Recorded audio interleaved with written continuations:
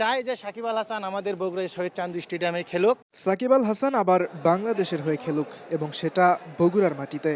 বগুড়ার ক্রিকেট প্রেমী মানুষের কিছুটা উচ্চাভিলাষী চাওয়াই বলা যায়। 22 বছর ধরে কোনো আন্তর্জাতিক ম্যাচ হয় না বগুড়ার শহীদ চান্দু স্টেডিয়ামে। তবে বিসিএল এর জন্য নতুন করে প্রাণ ফিরে পেয়েছে দেশের তৃতীয় আন্তর্জাতিক ভেন্যুর স্বীকৃতি পাওয়া স্টেডিয়ামটি। রমজান মাসে সকালটা একটু দেরিতেই শুরু হয়।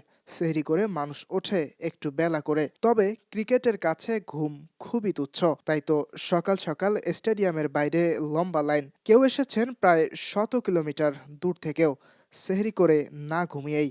হোক ঘরোয়া ক্রিকেট, তবে খেলছেন তো জাতীয় দলের তারকারাই।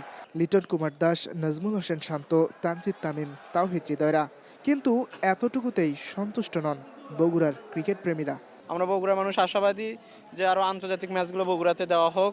তো হয়তো যদি আমরা ইন্টারন্যাশনাল ম্যাচ দেখতে পারতাম। আমরা চাই যে বগুড়া যেন আন্তর্জাতিক মানে খেলাগুলো যা হয়। বিসিএলে বগুড়ায় প্রথম ম্যাচের অধিকাংশ গ্যালারি ভরে গিয়েছিল।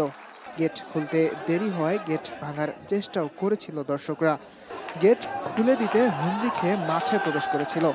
গেট ভেঙে ফেলার চেষ্টা কিংবা হুমড়ি খেয়ে মাঠে ঢোকা দেখায় উচ্ছৃঙ্খলা। তবে এর পেছনে লুকিয়ে আছে ক্রিকেট প্রেম।